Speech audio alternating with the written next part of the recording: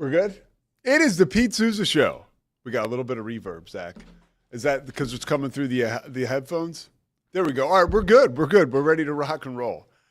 We are coming to you live from the Alico building on a Thursday as we get set now for the NCAA tournament. We are – oh, look, now we're good. Big day today, March Madness. Literally, I guess like in an hour and 15 minutes. The games commence, March Madness commences, the tournament starts, and it starts with the news overnight into today. By the way, we're presented by Slovacek. See that beautiful logo. Also, Crawford Austin Properties, D1, Daniel Stark Injury Lawyers, Socorro Family Ford. March Madness starts this morning with news here locally, right up the road, that Rodney Terry is going to get fired as head coach of Texas. And that's where I want to start today. If let's go backwards. So December of 2023. Yeah, I'm right about that. 2023, I think, or maybe 2022. 2022, I think, maybe. Chris Beard gets arrested and charged with in a domestic thing with his girlfriend at the time. Ultimately, he's let go by Texas. And Rodney Terry, who was actually brought back, he was a head coach, I think at Fresno State or UTEP. I think Fresno State. Either way, he was brought back to Texas because he was an assistant at Texas under Rick Barnes, had really helped in the recruitment of guys like Kevin Durant, right? Terry is brought back by Chris Beard, because Chris Beard's a bright guy and an amazing coach. And he's like, hey, Rodney Terry needs to be involved here in this program to help us. And so Rodney Terry is brought back. And when Chris Beard gets relieved of his duties, in a situation, by the way, it never even went to court. But that's not the point. Texas is allowed. Somebody gets brought into somebody gets dragged into the court of public opinion by that. For something like an arrest, a lot of times there's a clause in a contract like, hey, regardless of what happens with the law, we reserve the right to let you go if something like that happens. And so Chris Beard's let go. Rodney Terry takes over. The team goes to the Elite Eight, is within an eyelash of going to the Final Four against Miami. Rodney Terry gets the job and becomes a very wealthy man. So this is by no means like a pity party for Rodney Terry. But in his first full season, they go to the second round and they lose to Tennessee. And this year, they lose in the round of, whatever this is, the first four. And last night, they blew a 13-point lead to Xavier. And honestly, that was like basically a road game for Texas. They kind of got screwed in that regard because the games were played in Dayton and Cincinnati, obviously not too far. And if you watched the game last night and if you saw some of the quotes this morning, that crowd was amazing. And, Xavier, Sean Miller, some of the players, Zach Fremantle, they're crediting the crowd with really helping them and just kind of putting wind in their sails. So Rodney Terry is, all the reports this morning, 247 Sports was the first place I saw it, or maybe On 3 last night. But, now it's pretty much everywhere. The Austin American-Statesman is like probably the most legitimate, like out of the Austin area that covers Texas. No offense to Darby Brown and CBS Austin. But they say he's likely to get fired. And this was as of like an hour ago. But last night, Jeff Goodman, actually, obviously a very good college basketball reporter, that's where I saw it. A Field of 68 reported Wednesday night that he is likely to get let go. So yesterday we saw Darren DeVries officially announced as the head coach of Indiana, right? On Tuesday it was announced that he would leave West Virginia. This is the world we're living in. If you're at West Virginia and you're hypersensitive to the fact that Darren DeVries just left you, just look across what used to be your old partner in the Big 12, Texas, and see what just happened to Rodney Terry. Like, at some point, if things go bad, the posse is going to catch up to you, right? So, and I heard Digger Phelps say that a long time ago about college basketball and coaches. And that was before all of these changes where the player empowerment era was not underway yet. And I think that's great that it is. I think players should be able to do what they want. They generate so much money. I'll say the lightning rod thing, which I always say, and I think if Rodney Terry wasn't a black dude, it might be a little different. That's just my opinion. Whatever. I always think that in these cases, just because that's what I think. And that's no shot at anybody at Texas, or maybe it is, I don't know. But it's also frustrating to see, like, Texas is Texas, right? And so I get, like, when you go to Texas, I've called just for transparency, I've called like 4, I guess, of Rodney Terry's games while he was in the Big 12. And he was friends with Lance Blanks, very close. Lance obviously was cool to me. There's a picture of him right over there.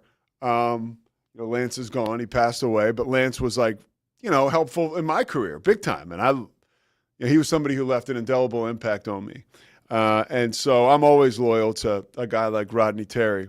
And I understand that Texas sees itself as the creme de la creme of all college athletics. And if you take a trip there, honestly, and you hang out in those facilities, it's easy to understand why. Everything is bigger in Texas, they say. Everything is better at the University of Texas. That's how I see it. With their facilities and even their fans and just, like, the college experience overall. When you go to a game at Texas, and I'm just talking basketball now, it's hard to not be overwhelmed with the environment, the amenities, and all the bells and whistles that come with a major college program like that. But at the same time, like, the guy went to the Elite Eight, almost made the Final Four. It's not like he's missed the tournament. I mean, you could say he didn't make it this year. He continues to bring in amazing recruits, and because that's really his strength as a recruiter. And it's been 2 years and he's gone. So, like, when you're on, like, and I know it's 2 totally different fan bases, but I think we all need to understand when we see a situation like the Rodney Terry thing, and we see that Darren DeVries has taken so much crap this morning and yesterday and the day before, like, look, this is why these guys are so quick to leave when they get another opportunity, and this is why we can't really crap all over them. Now, nobody's feeling bad for Rodney Terry this morning. I mean, millions upon. Let's look. There's one more thing. We'll look at his contract, and then we will look at some of the candidates, and then we'll talk about big March Madness here and the tournament that's starting up. All right, Rodney Terry. Okay, so base salary, his base salary was $3 million a year, right? Paid bonuses of about $75,000. So we're talking about, $3.1 million all in, right? And that's, let's see, the deal was, I think it was like 4 years. So, $12 million, that ain't bad, right? And potential maximum bonuses and the buyout, by the way, is $5.4 million. But nobody's going to have to buy him out because he's not going. It's not like he's going anywhere on his own volition. But anyways, Rodney Terry's a very wealthy guy, so we're not going to feel bad for him. But it makes the Darren DeVries move a little bit more. It just makes it make a little bit more sense. Okay. Now, before we get to March Madness and the actual games, right? This is some of my favorite stuff to talk about. Sporting News now weighing in with potential candidates that could replace Rodney Terry. We start with one very close to home, Texas Tech. Now, when you think back, and I'm Grant McCaslin from Texas Tech, by the way. Yeah, Texas already did this, right? That's what the Sporting News says. They took Chris Beard from Texas Tech and got him to come to Texas. McCaslin is 48-19 with Texas Tech. He's getting set to play now as a 3 seed. Everywhere the guy goes, he wins. If I was Texas, that would be my first call, my very first call. I don't see a situation where Grant McCaslin goes to Texas and doesn't win, like doesn't become a perennial power. I think with that type of commitment, and really the Texas Tech commitment is something special too. They have so much money there that's a pretty good reason for Grant McCaslin to stay put. His wife played softball there too, so they have real connections in the Lubbock area. But again, these are jobs that open up, and it's really hard not to take them if you're offered them. Nate Oates is another candidate. That will be like one of those power swings, right? To see Nate Oates go from Texas or from Alabama to Texas, you could argue lateral move, whatever. Tommy Lloyd is a possibility. Jamie Dixon is a possibility. And that's what Sporting News has him as, like a safe candidate, right? I don't know about that. And then some NBA Royale Ivy is a Rockets assistant. They won't give him the job. He played at Texas. He was actually hey, our audio is really crackly. We're hearing that from from Cameron Stewart, who's about to join us. Cameron says, your audio is really crackling, if you don't already know it. So Quinn Snyder is another one, as is Billy Donovan, okay? So some stuff we got to keep an eye on, right? All right, we're going to try to get the audio sorted out, and we'll come back with Cameron Stewart in our B block, where Cam is going to talk March Madness, and we are going to talk all things Celtics and Karen Reed. This new Karen Reed documentary is blowing my mind. The Pete Sousa Show, presented by Slovacics. Back after this. Protect your car with 3W Liners all-weather floor mats. Made from durable materials like TPE and rubber, our mats are designed to withstand rain, snow, and mud with deep grooves to trap dirt and liquids. For a custom fit and advanced protection, visit 3W Liners. That's the number 3, WLINERS.com today.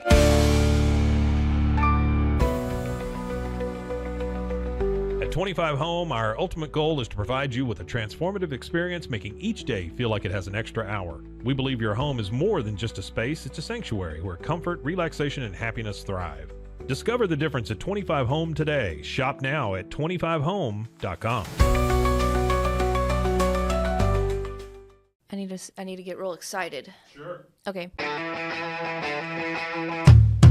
Hello everyone, my name is Sheridan Vasquez, and this is Sheridan Soundcheck Sessions. And I will be interviewing some of your favorite musicians and maybe some you've never heard before. Join me on Sheridan Soundcheck Sessions for something new every time. You can find Sheridan Soundcheck Sessions anywhere you get your podcasts or at roguemediamusic.com. Yeehaw. And keep the music playing. There you go. Yeah. That's all we need. Yeah.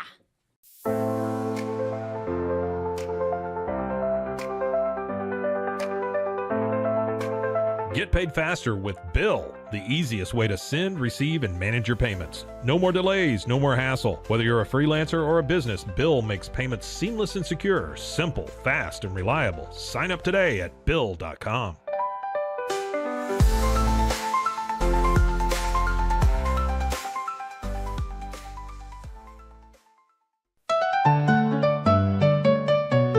Want to turn your passion into profit? With Blogify, creating a blog has never been easier.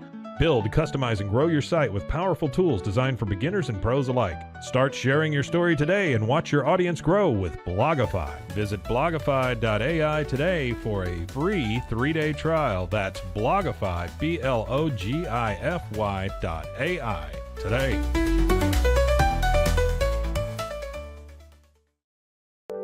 Overwhelmed by your inbox? Clean Email is here to help. Organize, clean, and manage your emails with powerful automation tools. Say goodbye to spam and clutter and enjoy a stress-free inbox. Try Clean Email today at cleanemail.com. That's CLEAN email.com. Stay connected no matter where you are with eSIMX. Say goodbye to expensive roaming charges and physical SIM cards. With access to over 200 global carriers, we make mobile connectivity seamless and affordable for travelers worldwide. Join the future of communication today at esimx.com. That's ESIMX.com. Farmhounds offers natural treats and chews made with quality products that support family farms, regenerative agriculture, and humane farming practices. Give your dog the best with wholesome, organic ingredients that promote health and happiness. Shop now at farmhounds.com.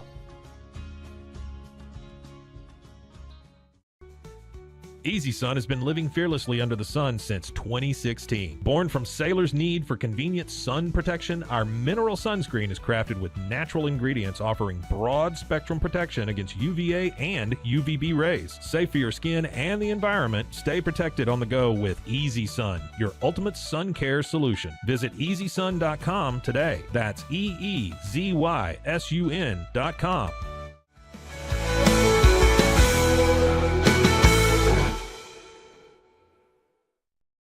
Cam.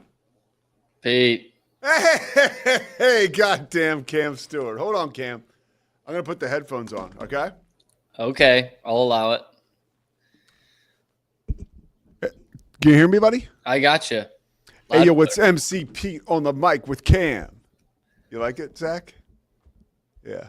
Cam, Cam, what would be your name if you were a rapper? Oof. That's tough. I mean, I did have one back in the day, back in about 7th grade.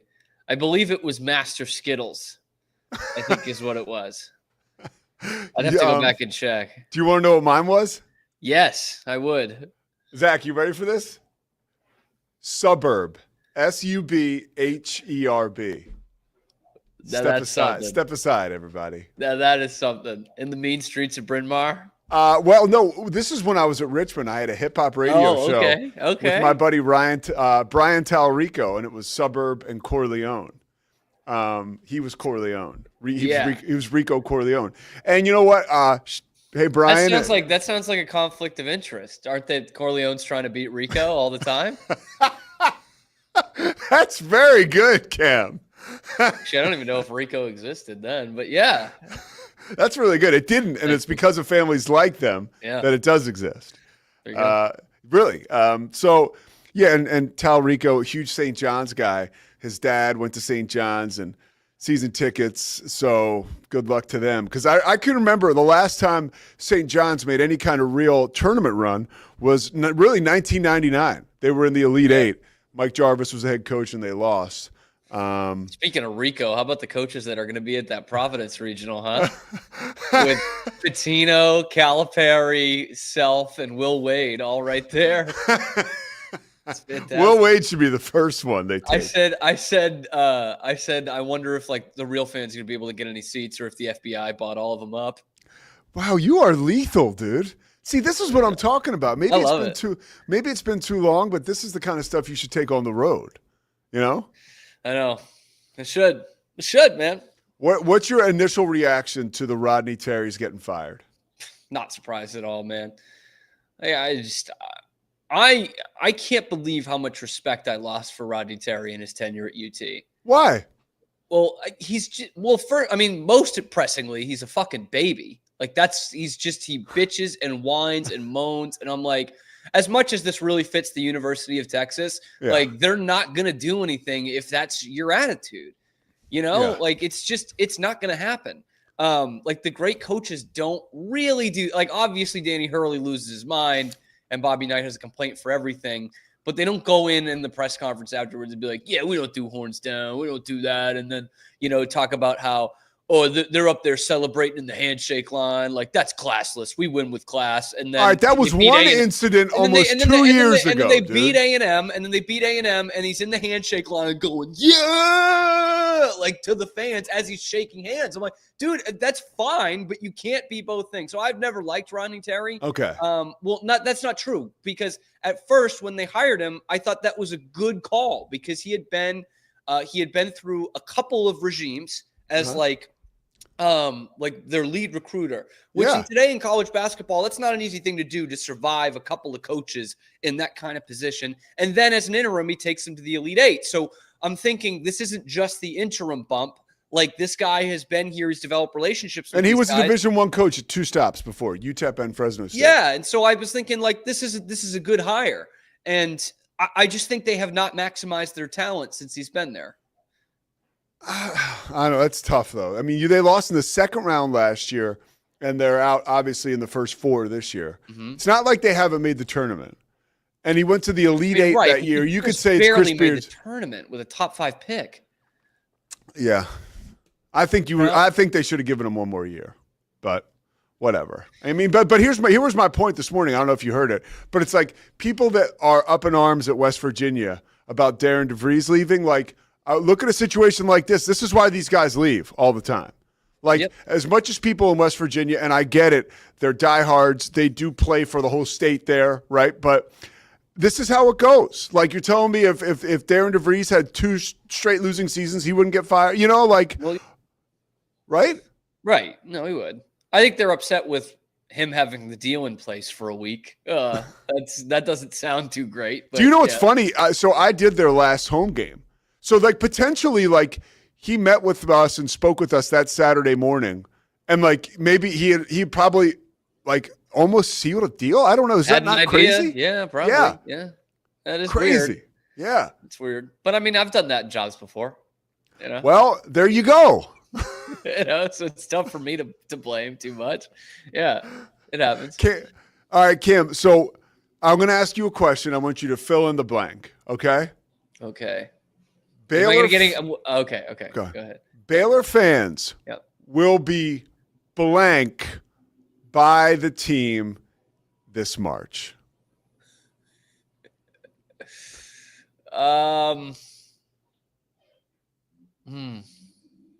They will be content. Okay. Because I think they win tomorrow. I think they beat Mississippi State, and I think they lose to Duke. They keep it respectable, but they lose to Duke. And by the end of March, you know, Duke's in the Final Four, and you're like, yeah, you know, that happens. It was a disappointing season. Like, everyone will start talking about how much they love North and they'll be content. I think they'll be content because Baylor fans, for better or for worse, won't factor in the fact that they were a top 10 team in the preseason polls and the hype that we all had for this team going into the season. They're not going to factor that in. They're going to see a team that, you know, the last 2 months of the year was just up and down, win-loss. And they're going to be content with the fact that they went to the tournament and won a tournament game and that Scott Drew is still here because Indiana's got their guy and he's certainly not going to UT. So they'll be content. When you say he's certainly not going to UT, even hearing his name mentioned in the same breath with the possibility of that job, could you imagine? No, I couldn't. No, I think there's no shot. They'll throw the bag at Grant, though. I think they will, and I think they might get him. There's that opportunity, sure. Yeah. I mean, I think he has – the resources are very, very good, right? Absolutely. At Texas Tech right now. And I was mentioning before you got on, you know, his wife went there. She played softball there. Like, he's really, like, you know, at home there. We'd have to – Mosley probably knows a lot because that's his frat buddy, right? That's his boy, yeah. Yeah. Yeah. That would be really going to the enemy. Baylor grad, husband of a Tech grad, and you just go down to UT. I mean, it's happened, but So you're a Duke guy growing up. You're named after Cameron Indoor Arena. Stadium, yep. Your favorite team. Growing up, yep. How do you feel about the potential of that Sunday matchup? By the way, we've got the number 1 CBS broadcasting team at this region. That will probably be the number 1 primetime spot, like in that afternoon Sunday 4:00 spot, the same place they put like the 4:30 NFL games. Is that Eagle now? Yep. Yeah. Mm-hmm. So it'll be Iron Eagle.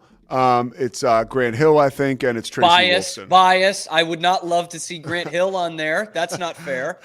If you do, you need to combat him. I need King McClure on that as well. Hey, yo, right. Grant, you need to chill. I know you run a Team USA and everything. So but this is the call. Yeah. What is your potential? What's the potential of a Baylor upset? I think it's out there. It's in play. Yeah, it's in play. Like all that intangible crap that we like in March, Baylor kind of has. Yes. Right? Like they've got a good balance of the phenom freshmen and some guys who have been in the trenches, who've been in the, like you went out and got 2 guys from the transfer portal who played in the Final Four for a reason. And this is the reason. They have one more bite at the apple, and this is it. You've got a coach that's won a national championship, who's been in these wars, who's been in these battles, and Duke, while supremely talented, maybe the most talented team in the country, is young. You know, they haven't played in the tournament before. You know, they're big guys, right? Knipple and Cooper Flagg. So I think like all that kind of intangible stuff there, Jeremy Roach going against his former team, against what he will say is a coach that didn't believe in him, you know, giving up the point guard spot to somebody else last year. So there is the possibility. The thing that I don't like about this Baylor team when it comes to an upset more than any of the other stuff, you know, the fact that they're a 9 seed, more than any of the other stuff is that I just don't know if they can get hot from 3, which I really think is what you need to curate an upset these days in today's college basketball. That used to be the great cheat code 15 years ago. If you had guys who can hit a bunch of threes and get hot one game, you could beat anybody. And I just don't think Baylor can do that.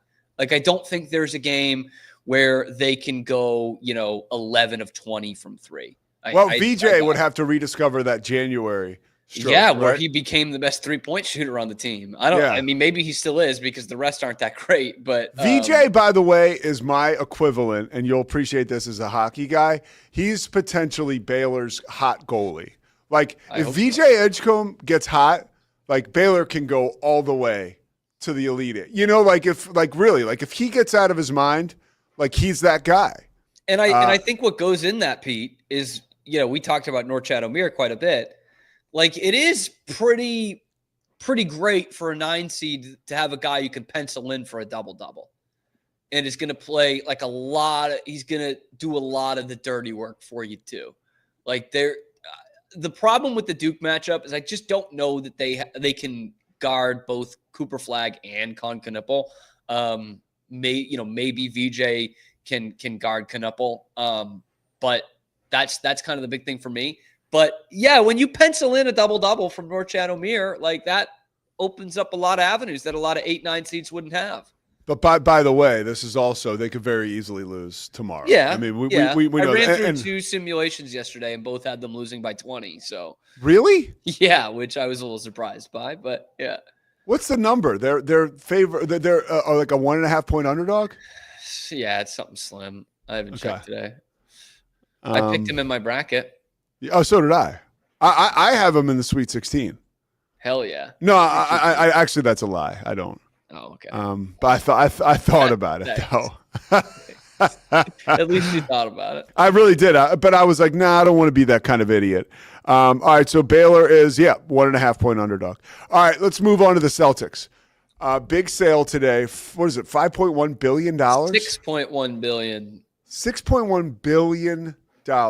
Harold Katz bought the 76ers for $10 million back in like 1980 something or 70 something. Crazy. How does this sale affect the team, affect the vibe around the fan base? Does it matter? Does it not? Deal or no deal? Well, I mean, I think they're going to be, I don't want to say sold a bag of goods because that means that it's not going to come to fruition. But I think the Celtics fans are going to buy into this sale because the guy's a Celtics fan. He's a local guy. I mean, he probably hadn't been in Massachusetts in a while if he's running a private equity firm in California. But he's a local guy, just like Wick was.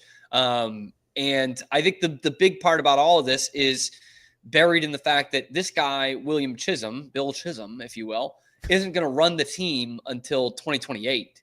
Like there's two parts to the sale. And the second part of it is that Wick is basically controlling the team through the 27-28 season. So I don't know what that financial then looks like if Wick is completely running the team financially throughout that time, because next year is when you have to, and maybe this offseason as well, is when you have to start worrying about the second apron for the Celtics and this new CBA. And that's the big question amongst anybody who's going to own this team. Are you going to do the Golden State model, or are you going to do the everybody else model? The Golden State model is the owner doesn't care how much he's spending. He just wants to keep a winning team on the floor. He'll pay the luxury tax because it's going to be a big price tag if this championship team is constructed the same way that it is now in 2 years. It's going to be a humongous price tag. The Warriors never had to worry about it. Their ownership group said, yep, we'll pay it. You guys just keep winning championships. And it's going to be an interesting position if, like, let's just say, the Celtics win this year, or they win next year and it's 2 out of 3 or back-to-back. It's going to be real tough for an owner to come in and start stripping it down and saying, all right, that was great, guys, but I got to save some money. Especially in his first act. Right. The most intriguing part about any sale with the Celtics, no matter who's buying them, outside of the luxury tax stuff, is the math of all of this. So $6.1 billion, it's the most that's ever been paid for a franchise in North franchise. America. Yeah. The Commanders sold for 6.05 last year. The Celtics, unlike the Commanders, are not in the NFL, which is the easiest moneymaker of all time, but the NBA is right up there. And 2, they don't own their own building. They're tenants of the Garden. Gotcha. And wow. And there's obviously speculation of whomever comes in here is going to build their own arena. And that could be great long-term, but it might not be great for a team in the short term when you're spending however much, whatever Steve Ballmer spent on the Intuit Dome to build that in Everett, Yeah. That could affect you on the floor immediately. That's the big one to kind of keep an eye on. Now, that obviously wouldn't happen until, 2028 or so. And Boston has really struggled to get new arenas paid by taxpayers. They haven't had one in 30 years. With this Garden. So that's going to be a real interesting one. How good is the investment if you don't own your building, if you don't own your game day revenue? That's a big deal. Wick said you make money on parades. I love that. Yeah, I love that. All right, so there's your Celtics sale. I didn't know about, because I was listening to Dan Patrick talk about it this morning, and he was asking his guys, the Danettes, like, is the arena involved? And because that's a huge There's got to be an idea. They have to have an idea. Yeah. Like, so the Bruins own the building. The company that owns the Bruins, those cheapskates, they own the building. And so they're getting some kind of playoff revenue, whether the Bruins make it or not. I don't know exactly how much of the deal the Celtics get on their game day revenue, but it's not all of it. Yeah. And, you look at a team like the Lakers or the Clippers, who are the most second fiddle team of all time. And they're third fiddle in on a city with 2 teams. And they own all their game day revenue. It's just going to be very enticing for a new owner to come in and say, well, if we can get an arena, I'm building a fucking arena. And that will be interesting in that it will be in the tail end of the Jays' prime, Jason Tatum and Jaylen Brown. So are they sacrificing more championship teams at the end of their prime to build an arena? It remains to be seen. Is Karen Reed guilty? Oof. At the end of the day, no, I don't think she is. And I haven't finished the docuseries yet. Have you? No, I haven't, but I've watched the first 2.5 episodes. Yeah. It's just, look, dude, first of all, you if I could, a Rogue Media version of Turtle Boy is you, which is awesome. Okay. Yeah, okay. No, that's not legit. But I was thinking about. I've known about Turtle Boy forever, man. Yeah. That's amazing. Yeah, I guess he's been coming up with conspiracies and he uncovered one that happened in my hometown. I don't know if it was uncovered was the right word, but he's the only one to report these 2 town employees banging in the town hall after hours. both having affairs. It was great. So, by the way, Yeah. I was listening to a podcast last night. I couldn't sleep last night, so I was listening to a podcast about Karen Reed. And it's one of the women who was there on the scene with her, who in the HBO documentary, by the way, it's clearly like a Karen Reed vehicle. Absolutely. Right? Yes. Like 100%. Have to take that into account. Yes, Yeah. very much so. They have they have that one. Clearly, everyone on the other side, the prosecution has been told not to talk, which is smart. And they have one guy who's like he's a defense attorney, not on the defense, but he is a defense attorney. Yeah. That's just kind of playing devil's advocate. Yes. Like you've seen that guy with the white beard. He just plays devil's advocate for everything that Karen says.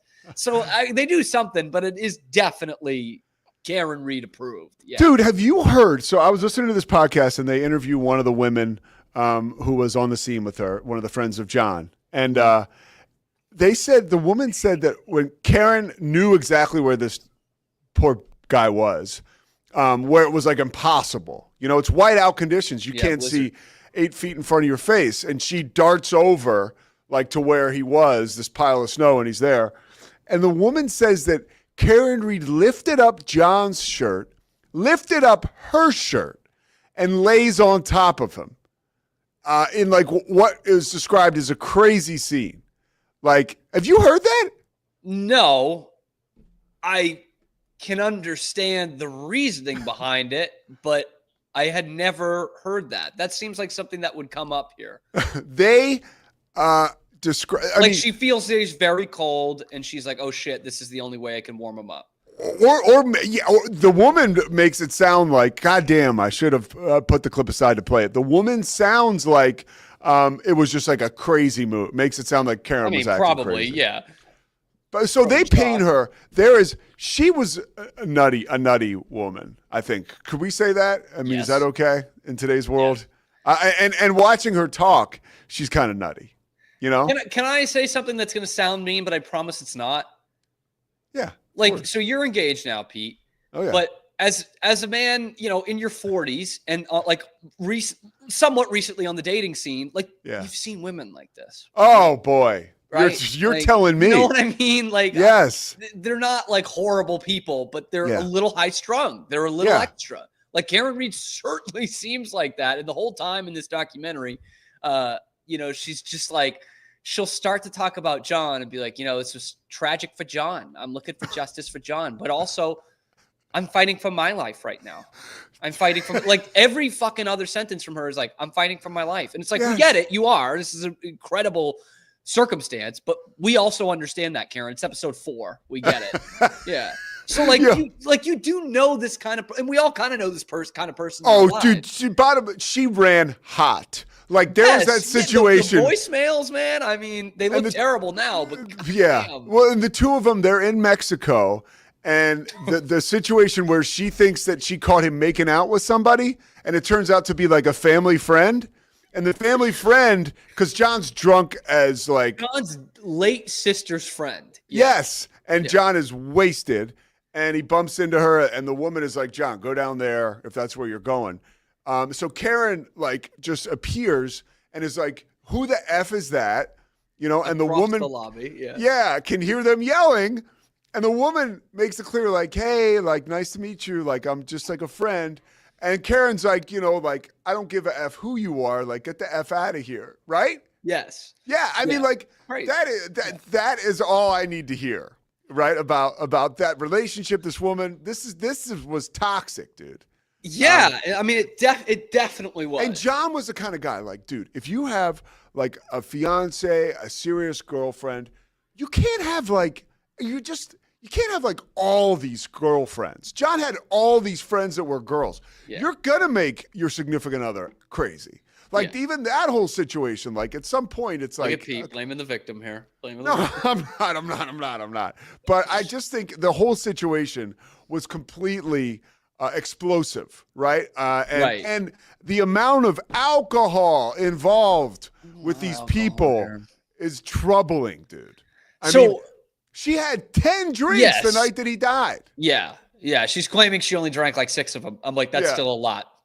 That's still probably too many to be She's a driving. tiny little woman. Yeah, like that's still probably too much. Yeah, and they got started at like 9, so it's not like it was like an all-day thing. Like it was like we're talking 9 to 12. This 120-pound woman had like 9 or 10 hard alcohol drinks. Yeah, That's a lot, double dude. shots. Yeah, Yeah. This, So Boston, I love it, dude. I love it. I love how she says in the documentary. She goes, "Well, we went out and drank. Only thing to do in Canton is drink. Like that's what everybody does. We just drink all night." And it's so. I won't get into that. But what's so 2025 about it is like if you put a gun to my head and ask me what happened, like I think the most likely scenario is that she accidentally hit him. Yeah, and just didn't notice. You know what I mean? And like, because she says, I didn't feel a 200-pound man hit my car. But like, if you've had 7 drinks, maybe you don't. Wasted. And maybe look, you just don't feel it. Maybe you think it's your head hitting the headrest, you know? I will say this one thing too. But what's so 2025 is that can't be the answer. It has to be this massive cover up. Or Aaron Reed losing her mind and killing him and going, blacking out, going back, it can't just be that. Do you agree with the cover up? Like he was beat like to death? I don't buy that. I just like I actually don't. I don't think the beating to death is that crazy, or as crazy as it should sound like. Because dude, like funny, the things on the arm, the bites and the cuts on the arm, I still don't get this. Yeah. Like I still don't understand how that comes from a car. Like you know what I mean? I don't. And who knows? Maybe they got into a physical fight the night before, and we just don't know it.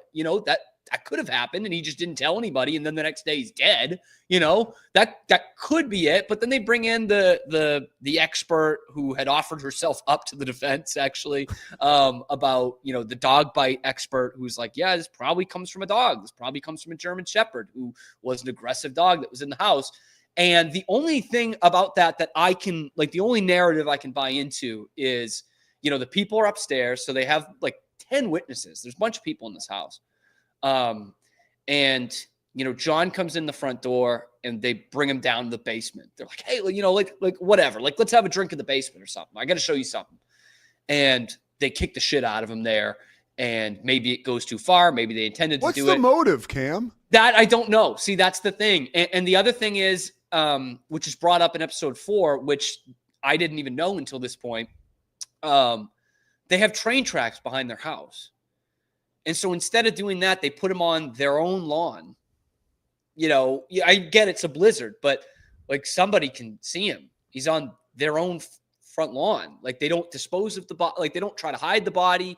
They don't try to put it on the train tracks. They don't. The Google search is crazy. The Google search is crazy. That is the thing that keeps me with this, Pete. Yeah. It's the damn Google search. The woman who's in the house. And there's how been long no does it take to die in the cold?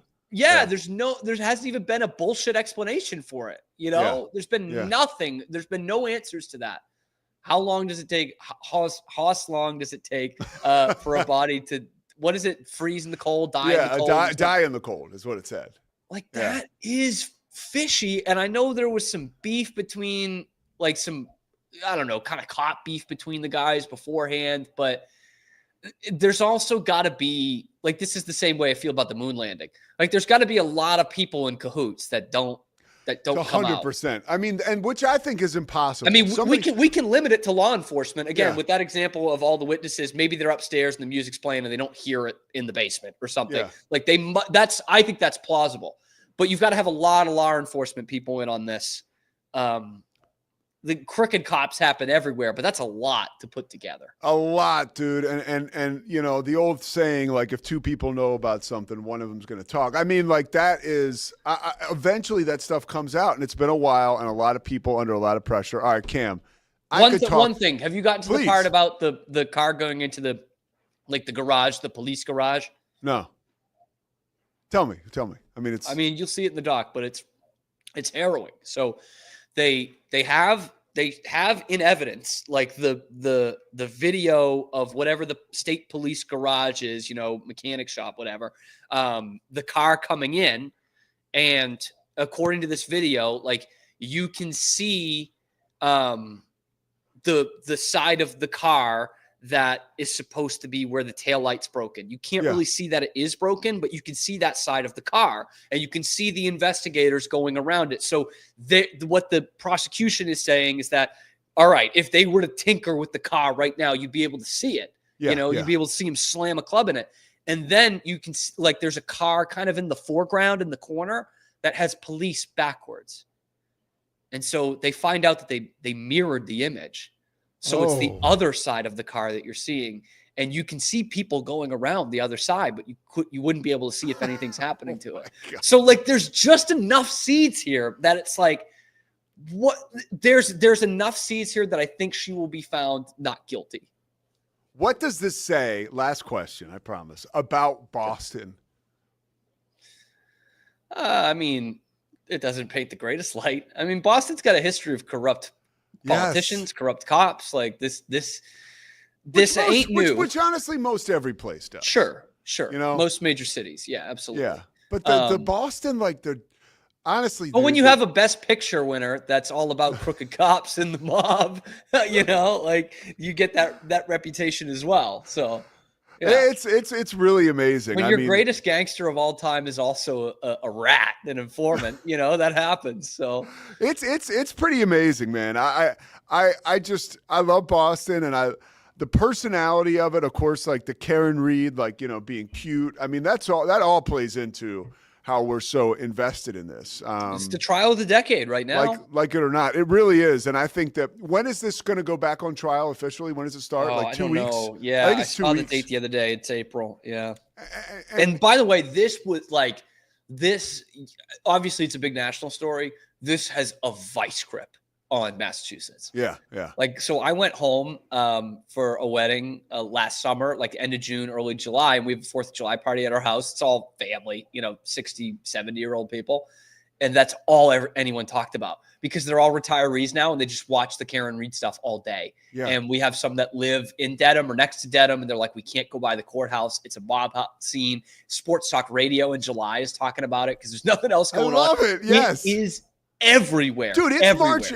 Let me tell you something, okay? And I'm not a complete idiot. I had a basketball game I had to work. I have this show, obviously. I have another show. Everybody's busy. Everybody's busy, but it's March Madness. It's like, when you texted me, I was on a plane headed to Stanford, and I got the text that said Karen Reed tonight. I was like, I literally was like, okay, I've prepared enough for this game. And I went right to that show. Like, I think I'm going to finish it today. It's kind of crazy. And I'll say this one last thing. When you mentioned the trial coming up and the vice grip on Boston, I believe, at least for me personally, when that jury deliberates, that's going to be like a where you were, like a mini where you were type moment. I'll know where I was when that jury comes back, if they do eventually come back. If they're not, they could be hung again and then whatever. Sure. But, there's still so much that logically just points to Karen. Yeah. Like, she's a pretty good liar if she did do it. She's a very good liar. Yeah. Which has happened before. I mean, but like OJ was like, this guy's full of shit. He did it. But like her, like, I don't know. All right, Cam Stewart, the Cam show's coming up. Brother, I appreciate it. Always a good time. Anytime. Let's talk again when you finish the doc. All right, we will. I'd love it. All right. Then we'll have our own thing. Yeah. All right, buddy. All right, Pete. Thanks, man. See you, bud.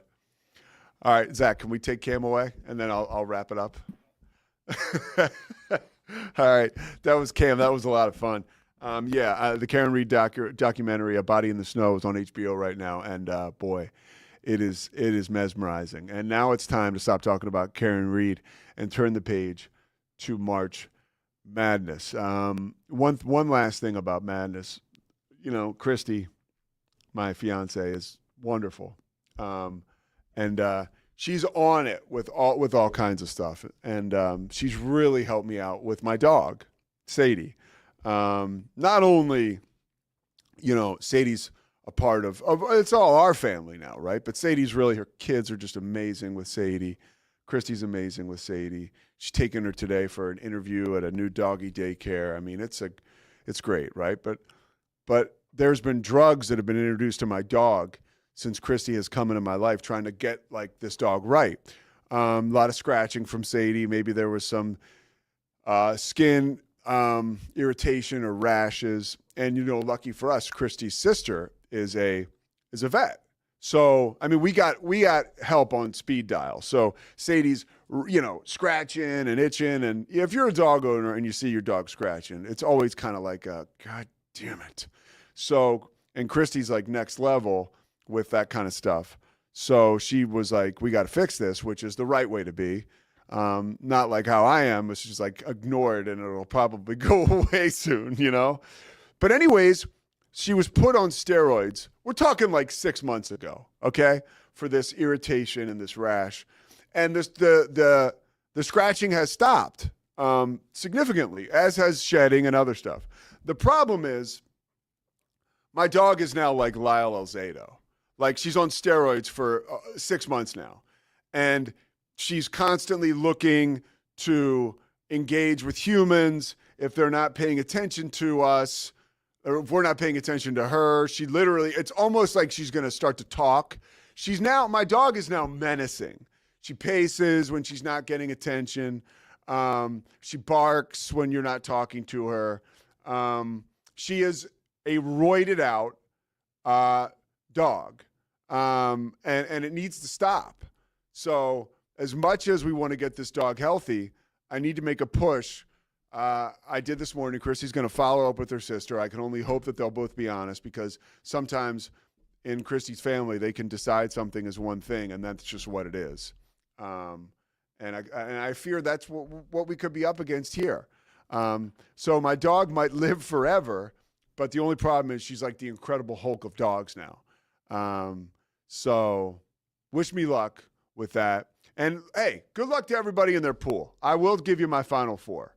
Okay, I feel very, very good about this. The Cam Show is coming up next. My final four is, and I want you to stay with me, okay? This is a good one. Michigan State and Texas Tech. Arizona and, no, that's wrong. Sorry. Sorry.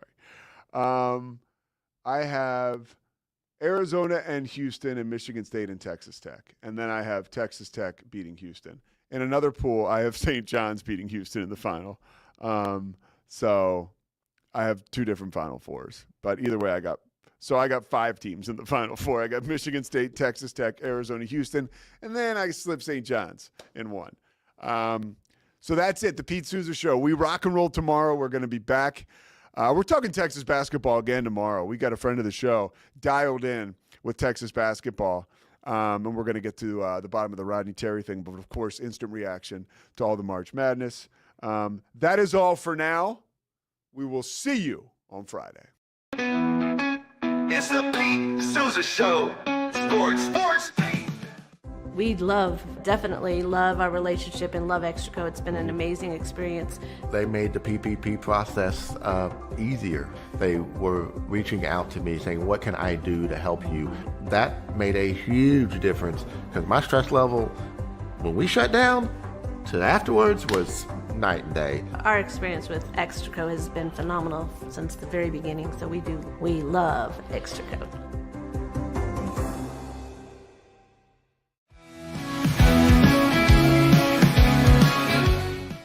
Nobody tells our stories better than our clients. The difference is stark.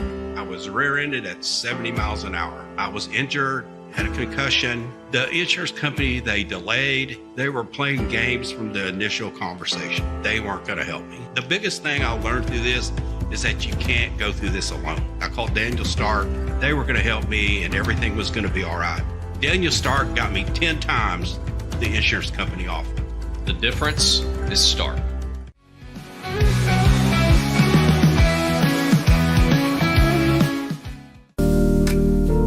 Experience the future of secure private cloud storage with Internix. Protect your files with end-to-end encryption, ensuring your data stays private and accessible only to you. Enjoy seamless, fast storage without compromising security. Visit Internix.com today and take control of your digital life. That's INTERNXT.com today.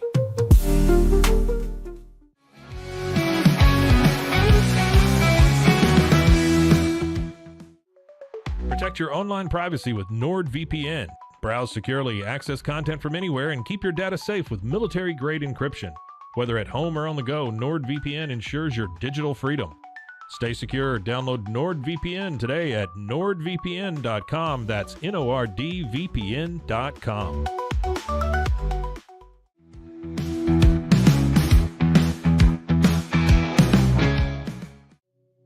Farmhounds offers natural treats and chews made with quality products that support family farms, regenerative agriculture, and humane farming practices. Give your dog the best with wholesome, organic ingredients that promote health and happiness. Shop now at farmhounds.com.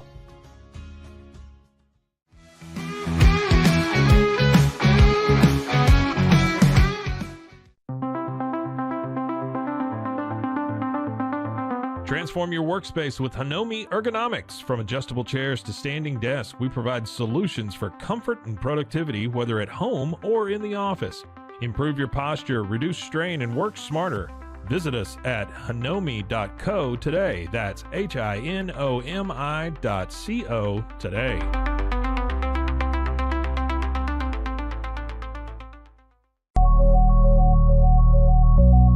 At Acasis, innovation drives us. Since 2008, we've been creating cutting-edge technology products that make your life easier. With a focus on performance, design, and customer service, we're here to help you work smarter, not harder. Join us on our journey to simplify your world. Visit acasis.com today. That's ACASIS.com today.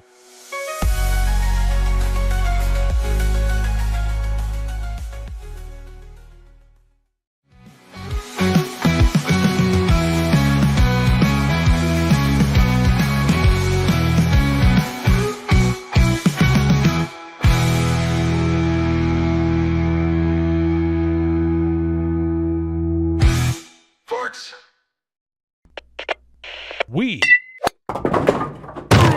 are Rogue Media Sports.